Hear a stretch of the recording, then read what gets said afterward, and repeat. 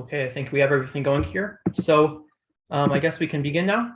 Hello, everyone. My name is Michael, and let me first of all welcome you to Hearts for Health next virtual shouting session. Today we have Dr. Yates. To introduce her, Dr. Yates is an obstetrician and gynecologist in private practice, and she's also a certified life coach.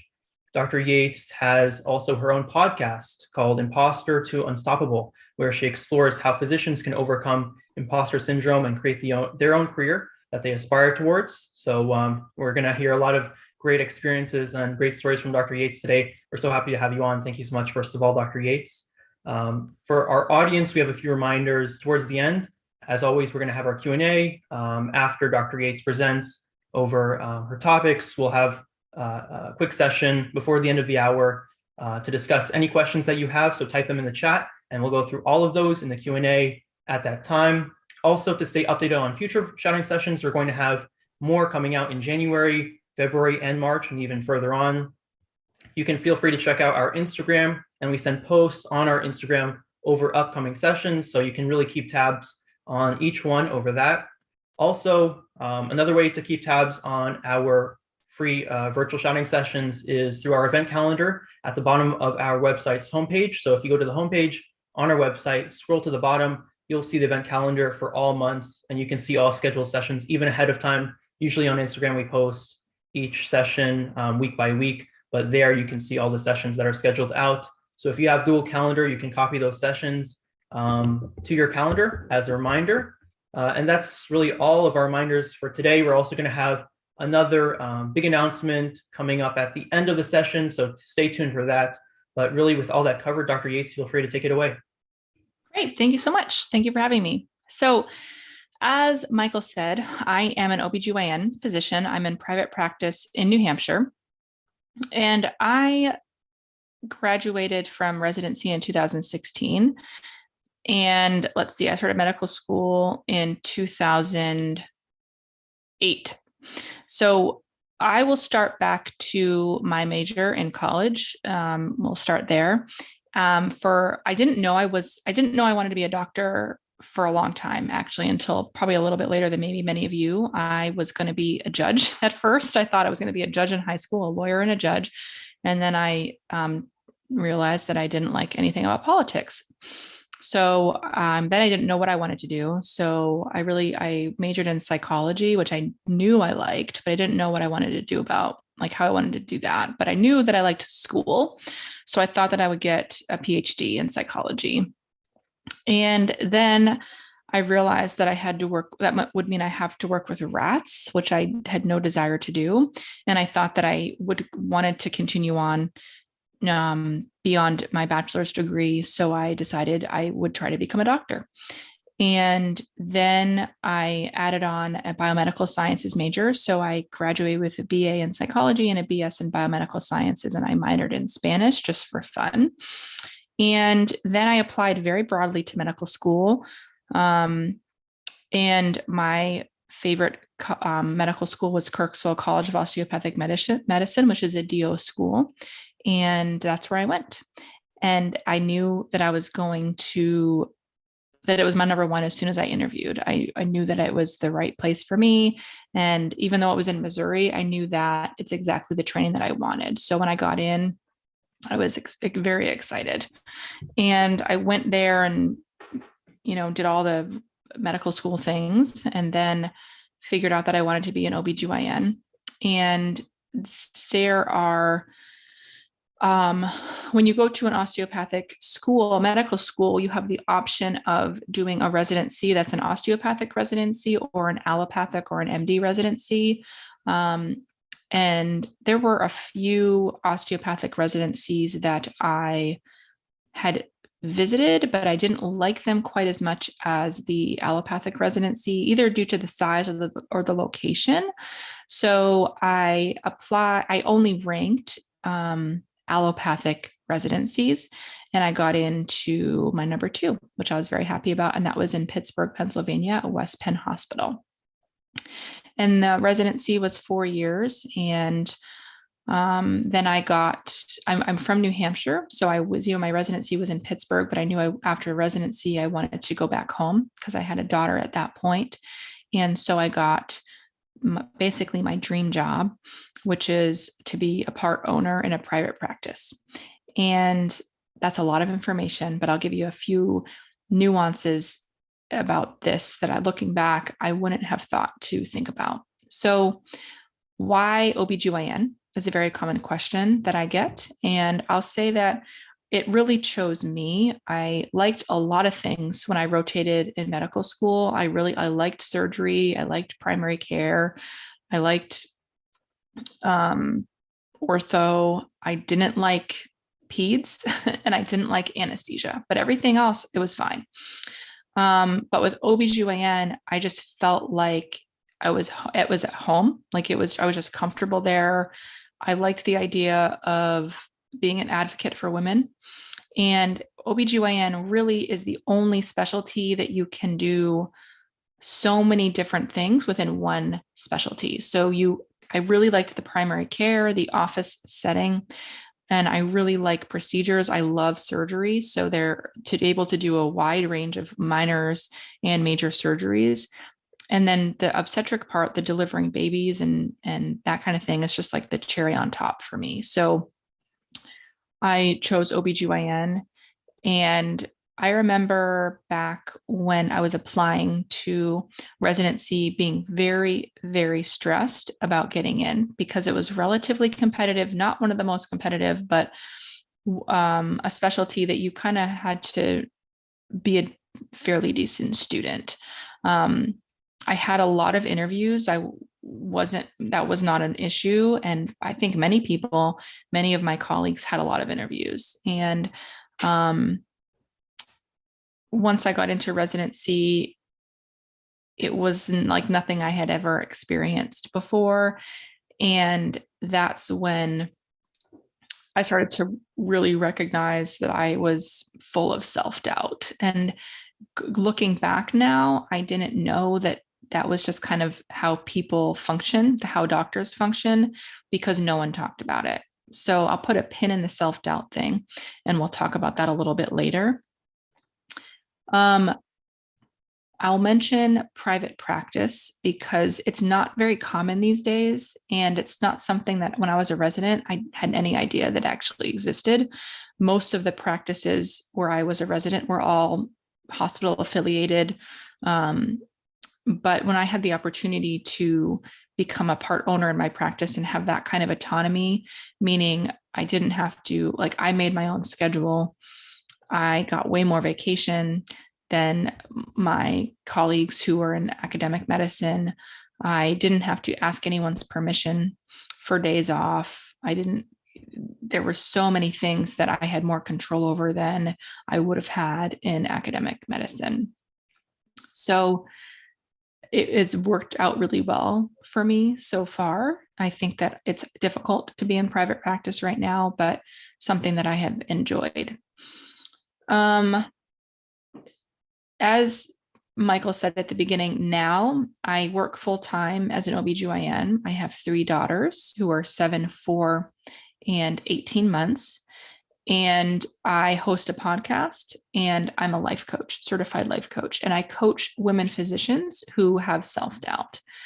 About a year after I graduated from residency, when I was convinced that I would finally feel like I have made it, you count down the days as a pre-med, you're like, all I want to do is just get into medical school. And then you get into medical school and you're like, all I want to do is just become a resident and be so I can be called Dr. Yates. That's all I want. And then you become a resident and you're like, this really sucks. All I want to do is be an attending. And so I thought that after decades of that it would be it. Like I was finally an attending. I had my dream job. I was back home and I was miserable. I was miserable and I shouldn't have been. And it turns out that my discomfort with my job had nothing to do with my job because my call was good. I had great colleagues. I loved where I worked, but I didn't feel like I was good enough or smart enough to be where I was, to be taking call by myself, to be doing surgery by myself, despite the fact that I had done fine in residency. I had done fine in medical school. It just felt like it wasn't enough. So I tried to quit. I tried to quit medicine in my first year as an attending. And it's really hard to do that because if you Google how to leave medicine and still afford to pay back your loans, there are not many options out there. And I have a lot of debt from medical school and college. So I didn't really have a choice to leave quickly. At that time, I had 2 daughters and I felt stuck. I felt like, now what? Now what do I do?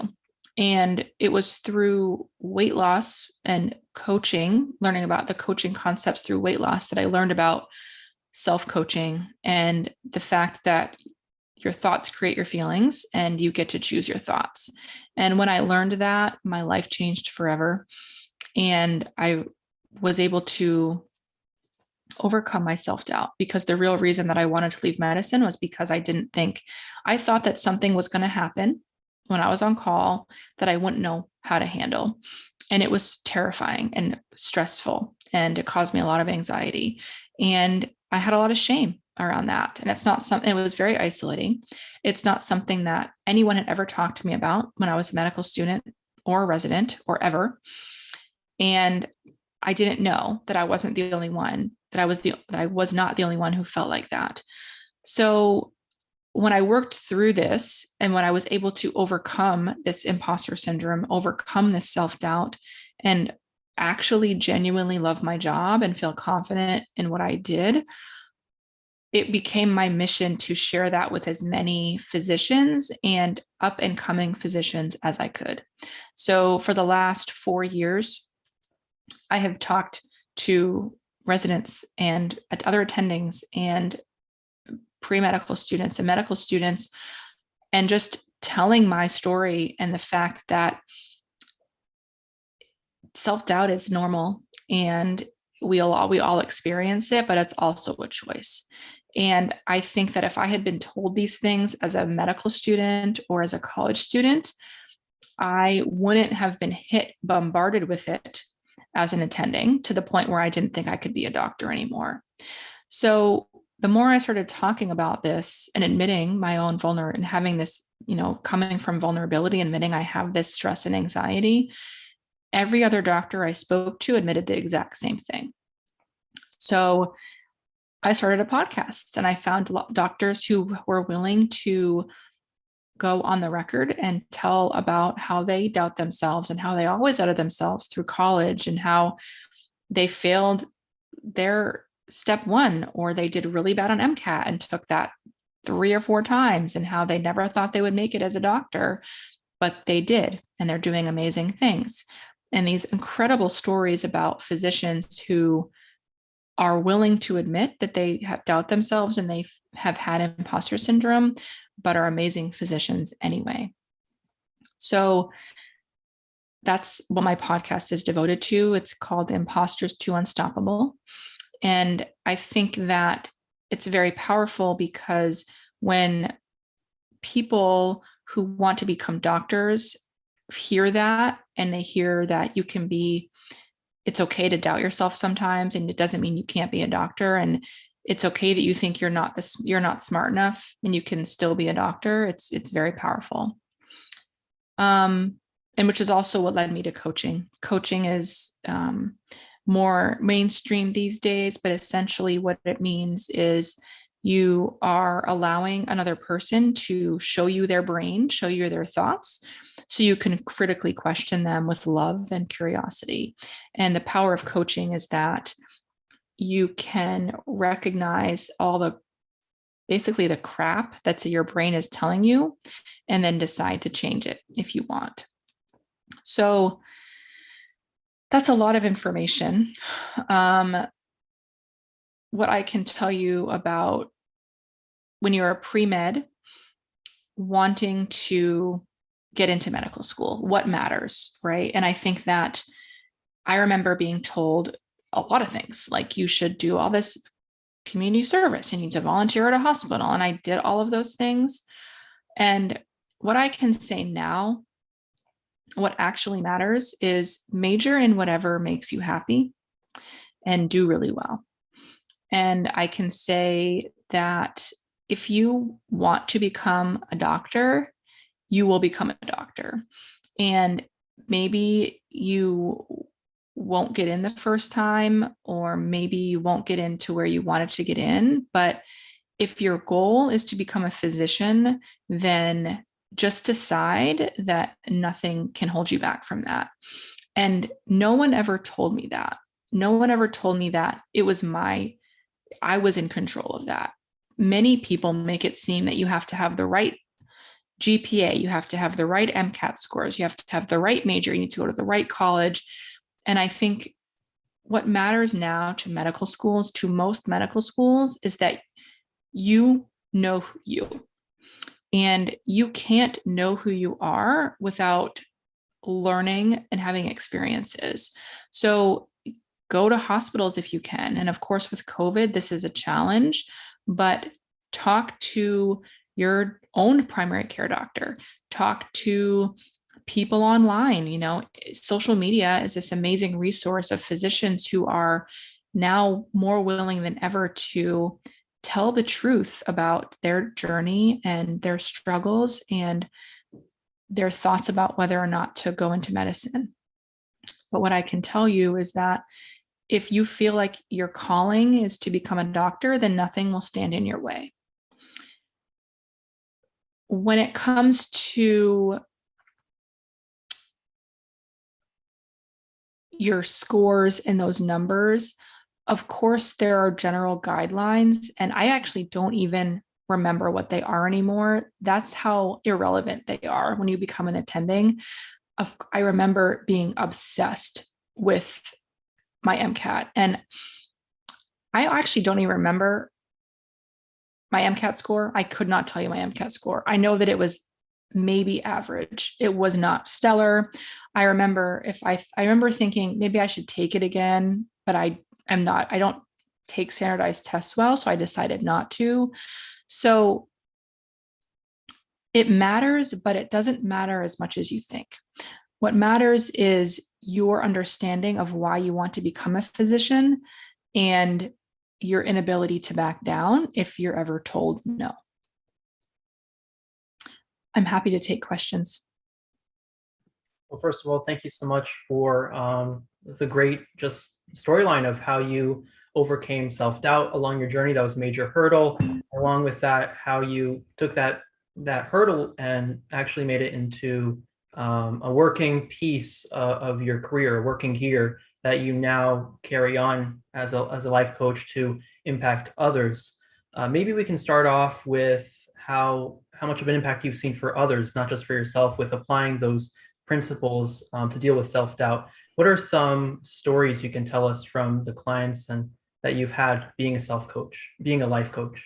Yeah, it's very, very frequent that I hear from people who are just listening to the podcast or who have found me on social media who reach out and tell me, thank you so much for admitting this, because I thought I was the only one. And I think that alone is extremely powerful. When I get a resident or an attending who has gone years thinking that they were the only one who felt like they didn't belong, and to be validated that that's just a normal part of human experience, is extremely powerful. And sometimes that's all it takes, is just knowing that you're not alone. For the women I coach, I mainly coach women, the impact is profound. I've had women who have been treading a thin line between thinking about leaving medicine altogether, or if they could even be a doctor anymore, and then have been able to pull themselves back from that with the recognition that they're in charge of their own thoughts. I've had physicians who have been in extremely uncomfortable and downright abusive work environments who have finally been able to stand and recognize their own value and change job situations because of their increase in confidence. So these are not small things, and the impact is, it has a ripple effect, because when physicians become truly confident in who they are, then they serve their patients better, and they are able to take a stand for how they should be treated in medicine. Absolutely, it makes a world of a difference.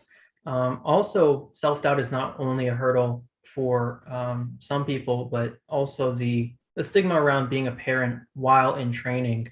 You just mentioned that a lot of your clients are women physicians, so that question often comes around for pre-medical students, medical students, and especially residents, sometimes even fellows who are actually in the moment. They might be hoping to be a parent. They're not sure if that route might be for them. And especially in training, the hours are long. So from your experience, from the experience you've seen of others, what does that look like? How do you navigate that? Yeah, I think that it's tempting to delay having a family for medicine. And I think that's very common. I had my first daughter when I was a fourth year resident. And that was probably the easiest time in residency to have a daughter, to have a child, but it was still grueling. And if I compare what it was like to be pregnant in residency to what it was like to be pregnant as an attending, it's not even, you can't even compare. It is so challenging. You don't get nearly the time off. But despite those things, my best advice is to not delay your family and the family that you want for your career. And that might be something that's taboo to say, but the more that we allow medicine to dictate how we live our lives, it's going to take longer for it to change. So the more that there are couples who are willing to have a family and demand the time off that they need, and or if necessary, take longer in residency in order to have a family if it's important to them, the less time it will take for the system to change. So it's challenging no matter what. But I had colleagues that had kids in medical school, and then they came to residency with young kids, and it was hard as hell for them, right? Because there were days and sometimes weeks where they didn't see their children because they had to be at work so early and get home so late. But what I can say is that there was never one regret that they didn't wait. There was never anyone who I heard say, I wish I didn't have kids yet. It's always the other way around. It's always, I wish I didn't wait. I should have done this already. And being in private practice, a lot of the people watching here, the students watching here, they're mainly pre-medical students. So far, the main exposures they've had are maybe some clinical exposure with extracurriculars, but really it's been in the books studying. So they don't really maybe have a great sense of, aside from these amazing shadowing opportunities here, exactly what private practice versus academia versus other models of working as a physician, maybe as a speaker, as an author. There's so many that are available as routes, but not really much exposure is given to these our students so early on. So could you speak on exactly what private practice has brought forward to you in terms of lifestyle, raising a family, different aspects, not only in your work, in clinical practice, but also outside of it, meshing them together? Yeah. In my experience, private practice has made work-life balance much easier. And I think that that's a little bit, to say that there's always balance and always feel balanced is a lie. There's certainly not in medicine. But I think it's the closest you can get. Now, what I'll say about work environments is that I remember thinking when I was a resident, there was only one way to practice medicine. You had to work whatever job that you have found, the hours that were outlined for you, and that's what you had to do. But you can do anything you want to do. And we're not told that enough. But there are enough opportunities in medicine, especially now, that you can carve out literally any job you want in any specialty. Whatever specialty you're in, you can work whatever you want to do. And that sounds Pollyanna, like that's not really possible, but it is. And I think doctors are leaving medicine because they weren't told that. And they think that they have to conform to 80-hour work weeks and 4 weeks of vacation, or they won't have a job. But that's not the case. If you want to be a doctor, you can be a doctor on your own terms. And I can prove this by women I talk to. There are women who are full-time surgeons who just do locums work. There are gynecologists who work 2 days a week. I work 2.5 days a week in the office. I have one call a week, sometimes none. And I work very few weekends. Anything is possible if you have the confidence to demand it. Absolutely. It really speaks to how far you can go to with determination, which is kind of the overall overarching theme, I guess, of all journeys, more or less becoming a physician. So going a bit of a transition to your clinical practice, going forward to how osteopathy has contributed to your practice. Some students also might be interested in, hey, should I pursue MD versus DO? You attended the medical school famous for really being the founding medical school of osteopathy, which is great to hear. And I'm sure that it's really been a great impact on how you practice medicine. So maybe particularly in OB, or maybe with how you've seen fellow colleagues practice medicine, how has osteopathy contributed to different approaches to care, to patient care? Yeah, I think that I have not practiced manipulation since residency. I did a little bit in residency, but mostly on my friends. You learn all the different manipulations. That's really good. Like for party tricks, like anyone who has a headache or back pain, you can quickly treat them. It's hard to maintain your skills in an allopathic residency. In an osteopathic residency, there is time for that. So if you want to hold onto your manipulation skills, then you want to pursue an osteopathic residency. That was less of a concern for me. I think it's extremely important. It just wasn't something that I felt very drawn to. But what I can say about osteopathic medicine is that it gave me a very strong foundation in seeing a patient as a whole human. And I think this is very valuable for me as an OBGYN because it's tempting for me to focus on the uterus, vagina, ovaries, that kind of thing, and to not see the person as someone who has other concerns and social determinants to health and spirituality and what is their diet like. Then it's very easy to be focused in on just one aspect when you are in a specialty. But because of my training and my recognition that everything is connected, I'm able to go into my patient encounters with that lens. And that is very powerful for me. I loved where I trained. I loved my medical school. I feel like I became exactly the physician that I wanted to become. And the foundation was certainly laid there because of osteopathic medicine. You have one student asking particularly about your role as a life coach. Why do you mainly coach women? Is it just something about how you approach your role as a life coach? Does it just happen to be the population that really your main goal as being a life coach really hits that kind of demographic, I guess I could say? Or what do you think the reason behind that is?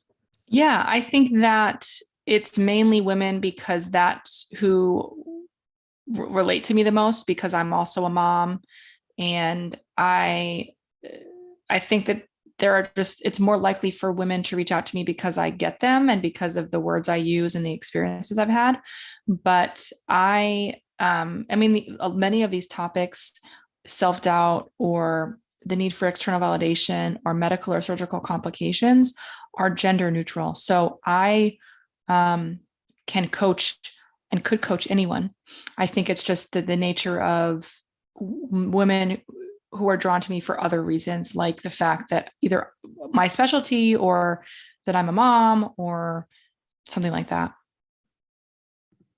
And you mentioned in the beginning you were first drawn to kind of the arena of law, being a lawyer or a judge, to begin undergrad, and then you majored in psychology, kind of then found a different route, ended up going to medical school, and you carried on with your career from there. So for people who might be torn between two careers, their passions are kind of on the fence. They want to decide both, but with the time commitment for both, it really would not be reasonable. And at the same time, factoring in work-life balance, they also want to make room for their own personal life, their family, etc. How do you think that they can make that decision, know that it's going to be best for them, and have trust in it? Mm-hmm. So is this like either in medicine or out of medicine or within two specialties? More so, even careers within and outside of medicine. So like, for example, being a lawyer versus being a doctor, etc. Yeah. I think that it's impossible to know like who you're going to be in the future, but to make a decision that you feel you're making for your best interest and not the expectations of your family or society or your friends. That's the best advice I can give you. And once you make the decision, just decide that it was the right decision for you. And if you find that you pick something and you go through down the path for 3 years and then it's not right for you, that's nothing has gone wrong. It just means that you learned about who you are and what you really want. So I think that we are so terrified of making the wrong choice, but you can just decide that any choice you make will be right. And that sounds kind of oversimplified, but it's not. That's actually how life works. It's just that the people who are thinking about medicine are very typically type A, overachievers, sometimes people pleasers. It's a certain type of person. I'm sure you can see, you know what I'm talking about. And those type of people who are type A, overachievers, have big things going for them, we are terrified of failing. And we think sometimes that choosing wrong, that there actually could be a wrong choice and that we would fail. But you have to, if you can just decide that any choice you make is right. And when you actually believe that, there's so much freedom there that I cannot even tell you. And for example, for me, for years, I thought since I was like in 8th grade, I was going to be a lawyer. Like, who the frick knows what you're going to do when you're in 8th grade, right? And I stood by that. Like, what are you in 8th grade? You're like 12 or something. I don't know how old you are, but you're a child, And for whatever reason, when I applied to college, I just stuck with that. You don't know anything when you're 16 or 17 years old. All you know is what you think you know, right? So I went to a college that I even got a scholarship for pre-law, and I hated it. And I could have kept on going, right? Because I changed schools. I had to I started over basically. I took 5 years in undergrad because I had to start completely from scratch. So I could have told the story that I failed and I chose wrong, but I don't. I tell the story that I thought I wanted to do one thing, then I learned more about myself, and now I do this. And the same thing with medicine. Who knows, I'm going to be a doctor forever. I'm a doctor today, but someday I might just be a life coach, or maybe I'll be something totally different. Who knows, right? All you know is what you are equipped to do today. But if you have an underlying decision or underlying thought that no matter what you decide is right, then that's power. Yeah, absolutely. And do you think that same advice carries over? You discussed about deciding between two specialties. Do you think that same advice there carries over to deciding between two specialties, or does it differ in some ways? I think it's the same thing. And what I'll say is that there's a lot of people who love to tell you about work-life balance, especially in OBGYN. I hear this from medical students and pre-med students all of the time. I really like the idea of OBGYN, but so-and-so tells me that I'll never sleep, or so-and-so tells me that I'll never see my kids. And I call BS on that, because I'll go back to what I said before. You can carve out the career you want, no matter the specialty. So if you want to be an OBGYN or a surgeon or whatever, your brain is going to offer you many excuses about why you can't do that. You won't have the balance you want. It's too hard. You're not smart enough. Who says you can do a hysterectomy? All of these things. That's just your brain trying to keep you safe. And when you don't allow those thoughts to come in, and you allow yourself to be a little bit scared about your decision, then you're going to grow. And that growth is what you create. That is what we crave as human beings. So are there people who choose the wrong specialty and go back and repeat residency? Yeah, that doesn't happen very often, though. And we discussed a little about osteopathy, a lot about your journey and your involvement as a life coach, the impact that you've seen through that. Moving a little also again to and shifting to your clinical practice with patient cases. It'd be interesting to hear any unique patient cases you found in OB, maybe during your training years, maybe during your attending years in private practice. Do you have any that you can recall that have been unique, maybe some that you found maybe challenging or just out of the ordinary? There's probably so many. I think that right now, for me in the obstetric world, the most challenging patients that I take care of are the patients who have substance use disorder. So in New Hampshire, like I'm sure in many other states, we have a serious problem with narcotics. And it's very challenging to take care of these women because they have so many barriers to healthcare. And a lot of them have it's been like one poor life choice, being in the wrong place at the wrong time. And these women are trying to get clean and care for the baby that they're growing, and really suffering with an addiction.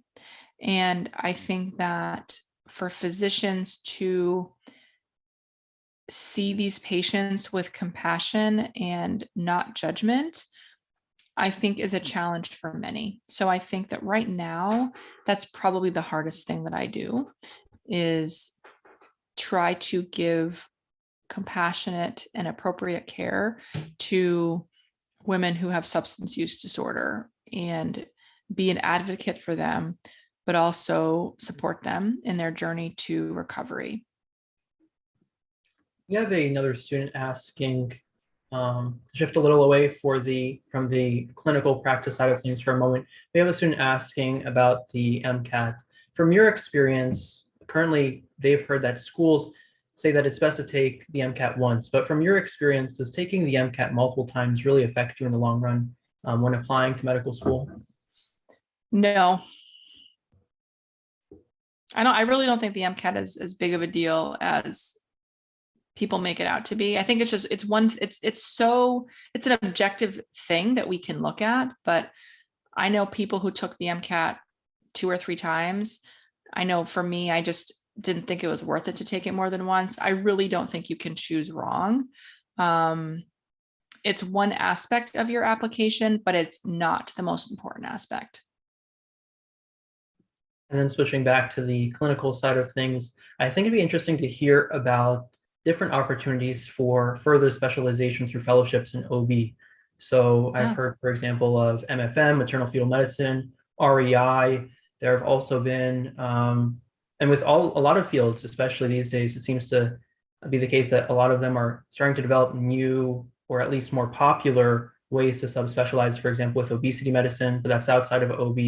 But I've heard of family planning, for example. Can you take us through those different routes, the experiences you've maybe from colleagues who've taken them, how they have done in practice? Yeah, definitely. So in OBGYN, there's 5 fellowships you can do, I think, right now. There's MFM, maternal fetal medicine, like you mentioned, and those people, those doctors are doing, usually it's like a 3 or all of these are 3 or 4 years, depending on where you do your fellowship. But MFM is only doing pregnancy, and they're only doing high risk pregnancy. So these are things like placenta accreta or like pre-existing hypertension that's poorly controlled, or really weird like autoimmune disorders and that kind of thing. And typically MFM is very ultrasound heavy. So many MFMs are sitting in a room looking at ultrasounds of babies day in and day out. Some MFMs do deliver their own babies, but there's not a lot of surgery in MFM. The main surgeries would be like C-sections if you're doing them, but most MFMs don't, or placing cerclages. A cerclage is when you place a stitch around a cervix in women who have an incompetent cervix. But those are really the only surgeries that an MFM is going to do. Then there is REI, which is reproductive endocrinology and infertility. Those are the doctors who are doing in vitro fertilization and working up women with infertility and that kind of thing. That is kind of more GYN. It's kind of in the middle, but once you get someone pregnant, you don't take care of them throughout their pregnancy. You send them to their general OBGYN. So you're not, an REI doctor is not delivering babies. They're not doing C-sections. They don't do any GYN surgery. There's no hysterectomies or anything. They might do D&Cs or hysteroscopies sometimes, but mostly they're doing procedures like egg retrievals or something like that. Then there's minimally invasive gynecology. Minimally invasive gynecologists are only do GYN, so they don't do any OB anymore. They don't deliver any babies. They do mainly like tough GYN cases, like really bad endometriosis, really big fibroid cases, difficult hysterectomies. They are really good. They learn a lot about laparoscopy. Many of them will be robotically trained or really well versed with vaginal surgery. So an MIGS or a minimally invasive gynecologic surgeon is only GYN. Then there's a GYN oncology who is again only GYN, no delivering babies, no OB at all, and they are doing all the GYN cancers. So they're doing this is really, really similar to like a general surgeon. Like they're doing sometimes, bad OBGYN cancers like ovarian cancers that have traveled to the bowels or other organs. I mean, it can be really intense, this uterine cancer, cervical cancer. So that is probably the most demanding of them all, I would say, is GYN oncology. And then, as you mentioned, there's a family planning fellowship that I think might only be 1 or 2 years, but they are doing like they're counseling women on terminations, mainly surgical terminations and medical terminations, and doing that kind of counseling. It might be interesting also to hear, like I said, over the past years, it seems like there's been a growth. Maybe it's just been from what I've heard, a growth in at least the number of subspecialties that are becoming available. Maybe there's more awareness.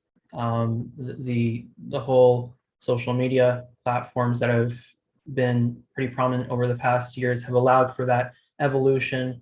But what exactly is the process of introducing a new field? How does that end up being a new frontier? Like, for example, with family planning, seems like that's a recent one that's just come into OB. So how does that come into?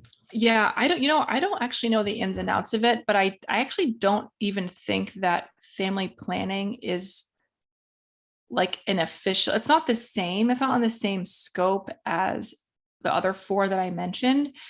You certainly, like, it's not an official fellowship, like an additional degree. I don't even think there are additional boards for it.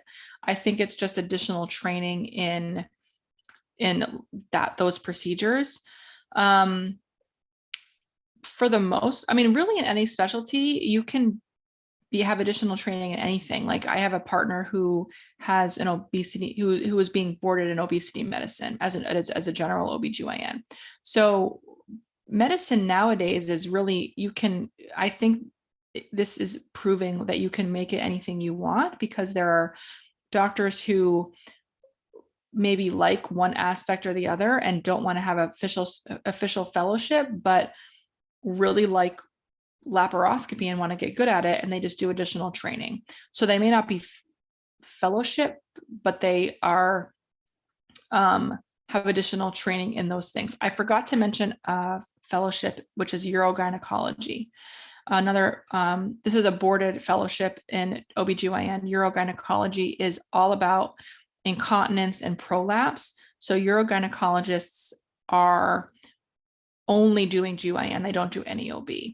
But as far as how it happens, I think there's just people who decide that it's something that's useful, and then there's enough interest, and then they just create it. I think you mentioned it right there, but I don't think we've actually yet covered a lot on how OBGYN is both obstetrics and gynecology. Some physicians like to focus on one or focus on the other for their, individual passions. Maybe they just like to see that special moment of birth with obstetrics, or they just are passionate about women's health with gynecology. What has been your experience with colleagues who like to go for one or the other? And what usually are their motives behind that? Is it usually passion? Does it help out with work-life balance, etc.? Yeah, it's both. Typically, it's preference. Many OBGYNs do have a preference for GYN or OB. But typically, we all kind of like them all enough to keep going. So typically in an OBGYN like life cycle, it's general OBGYN, OB, delivering babies, and GYN surgery for the first 15 to 20 years. And then many people drop OB in the second half of their career because it's hard. It's hard to be up for 24 hours. It's hard to do several C-sections in a day. It's hard when a baby dies. It's just hard. So that's the old school, like typical life cycle. Nowadays, typically because of work-life balance and because of preferences and the recognition that you can do anything you want to do, many people come out of residency and just decide right off the bat to do GYN only. And they only take GYN call and they just stop OB early on. Typically, people don't love to do that right away because the pay is a little bit less than general OBGYN, but for many, it's still worth it. Probably more common is someone being a laborist or a hospitalist. This is someone who does OB and GYN emergencies only. So they don't see any patients in the office. They don't do annual exams. They don't do pap smears. They don't put IUDs in. They just do OBGYN. They just do OB, delivering babies, C-sections, obstetric emergencies, and GYN emergencies like ruptured ovarian cyst, ruptured ectopic, that kind of thing. When it does come to, because as much as OBGYN is a great field, it's a special moment for first-time parents, second-time parents, to see their child there and introduce a new member to the family. But at times there has to be those instances of delivering bad news. Mm-hmm. So what are the approaches you take to delivering bad news to a pregnant patient? They don't know, or they haven't expected it before. It's going to be a complete surprise for them. And maybe in cases like, for example, fetal demise, where they can't even hear a heartbeat, it really is heartbreaking for them. How do you approach those cases, and how do you sympathize with them? How do you show that outwardly? Yeah, I think that this is probably one of the hardest parts of my job. And what I feel most comfortable doing is allowing myself to grieve with my patients. And for many of us, we were told that it's not okay to cry with your patients, or it's not okay to show emotion. And I actually think that's totally wrong. So many times I think the important thing is speaking slowly and in terms that patients understand, and then just being there present for them to experience the range of emotions that are going to happen, and allow yourself to do that as well. And there are certainly a professional way to show compassion and empathy without crossing the line. And I think that that's my approach, and the approach that I feel most comfortable with. So when it comes to discuss a lot about the fellowships, and how moving forward, there are a lot of evolutions or at least developments in terms of how people can specialize, even if they're not necessarily official. At least it's some pathways to get some further experience. Moving forward, maybe the next 5, 10, even 20 years, where do you see the OBGYN field being with, I know that there's, for example, robotic surgery that's becoming popular, and possibly greater involvement of further technologies with research development to how do you see also the planes of private practice and academia landing? Maybe people in those different atmospheres will end up practicing differently. Where do you think that will land in the next, say, 10 years? Yeah, I think OBGYN down the road will be two separate things. I know that there's been talk for years about OB and obstetrics and gynecology being two separate residencies. I don't know if that's necessary, but I do think that most people will section themselves out sooner, and there will be less doctors practicing everything, because of the things you mentioned, because you can get really, really efficient at robotic surgery and laparoscopy when you do it all the time. And you can get really, really efficient at obstetric emergencies when you do them all the time. And I think that when we can narrow our scope, and there's a lots to narrow within OBGYN, then it's just a little bit easier. So I think that that's where it's going, is there's going to be a more clear delineation for people just practicing obstetrics or just practicing gynecology. You mentioned earlier how ultrasound is a big thing for a lot of these OBGYNs practicing. Is this a major part within residency? Is this something that's often put as a requirement? I know that, for example, with some residencies, they have a certain minimum of cases that you have to have. Also with board certifications, they might have a certain minimum of cases that you have to present on, that they examine you on. How involved is ultrasound within training or board exams? It's not really involved with board exams, but you are expected to have a basic understanding of ultrasounds in residency. There wasn't that much of a requirement for ultrasounds for me in residency. I think it depends on where you go. But that being said, I read ultrasounds now as an attending physician. It's just something that my practice does. So I think that it's certainly part of it, and something that you would just naturally get used to looking at, like, what does an ovary look like on ultrasound? What does a baby's heart look like on ultrasound? So it is part of our training, but I think the degree depends on what your residency program requires. And for a few last words before we do wrap up our session as we end the hour, do you have any suggestions over how being a pre-medical student now, if you are interested in OBGYN after watching this session, after hearing your story, how you can get involved, whether that be through extracurriculars, maybe a little more shadowing, any opportunities to get involved to, in a way, test out your passions, I guess I could say, to see if you really are interested in the field from now. I know a lot of people that they might get interested in a certain specialty during rounds as a medical student, so that they can eventually decide that what specialty they're going to go through for residency.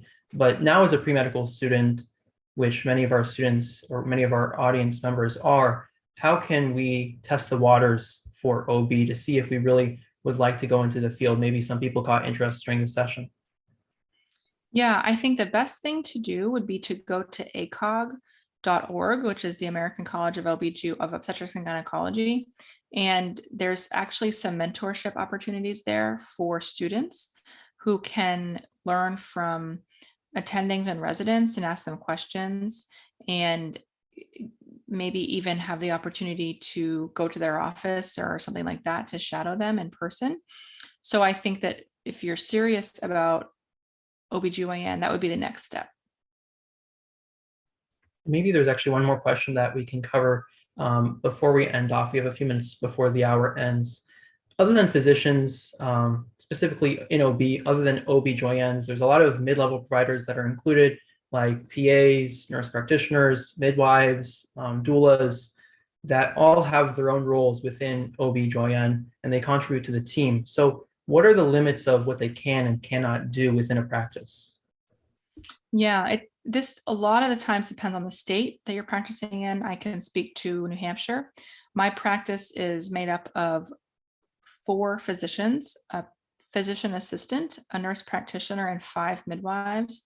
So we are a very collaborative group. I think that a nurse practitioner and a physician assistant are very valuable parts of a team and are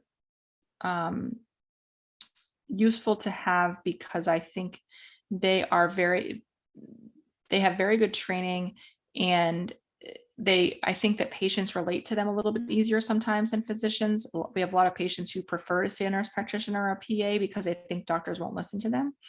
And whether that's right or wrong, I can't say, but I think that it's helpful to have that advanced practice practitioner available. With regard to midwives and obstetric care, I think that their care is invaluable. And these are certified nurse midwives, not lay midwives. These are midwives who had training at a school, shadowed other midwives, worked with physicians in a hospital setting, and deliver babies in a hospital. And they are, I think, imperative to full scope and whole obstetric care. And I've probably a little bit biased because I work with a lot of midwives, but I think that they play a crucial role in obstetric care. And doulas, we have a great doula program in my hospital. And doulas are not really, they don't provide care per se, but they are extremely supportive for patients. They provide the main support really outside of office visits, and are a great resource for educating women on things that maybe they wouldn't think to ask their doctor, or that they might be too scared to talk about. So I think that in order to get full healthcare for a patient, it requires all of those. Speaking of doulas, do you think that the students here maybe not necessarily being too much of a training program in terms of its length, do you think that they can get themselves involved as doulas to get a better insight into what care, or at least empathy, looks like in practice?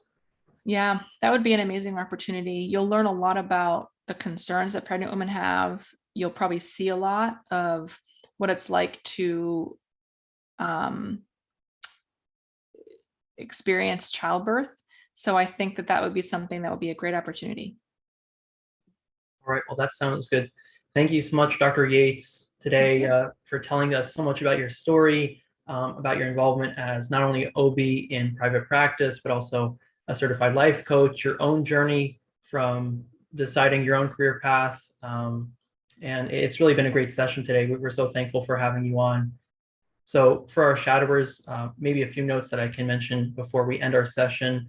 To earn a certificate for your attendance today, we have a quiz that you must pass, and you'll be sent a certificate after passing the quiz. We've posted the link to the quiz in the chat box, and it's also available on our website under the virtual shadowing page. The quiz will be due at 11:59 Central Standard Time this upcoming Wednesday, December 15th. And in terms of our next virtual shadowing session, we're going to have one with Dr. Murphy for dermatology on Thursday, January 13th at 7 p.m. Central. A bit of a special announcement for this time. This will actually be our last session, or last shadowing session of the fall 2020 semester. So we're going to be ending off with this session, and then we're going to be continuing on in the spring. Between then and now, we're going to have a semester break. So our semester break will begin from this shouting session today up to the next one on January 13th. Between now and then, we'll open up internship applications to join our team. So if you want to get more insight into the working gears behind Hearts for Health, if you want to get some more experience into working with a team, we'll definitely be happy to have you on board. The applications will be open up during next week, sometime next week, and we'll be posting announcements with more details on that on our Instagram page. So be sure to keep tabs on that and be on the lookout for it. And then the deadline will be before our next session on January 13th. Again, we're going to be posting more details on that, so you can stay tuned to that on our Instagram page. It'll be a great opportunity to get firsthand experience on what working here at Hearts for Health would be like. And again, thank you so much for joining Dr. Yates. If you want to hear more from Dr. Yates, by the way, her Instagram is at Christine Yates DO. We're really happy to have you on. So again, if you're interested to hear more about OB, that's the place to go. Dr. Yates's Instagram page. And yeah, I think that really wraps it up. Thank you all for joining us today. We really appreciate Dr. Yates for coming on, and hope you all had a great shouting session today. Hope you enjoyed.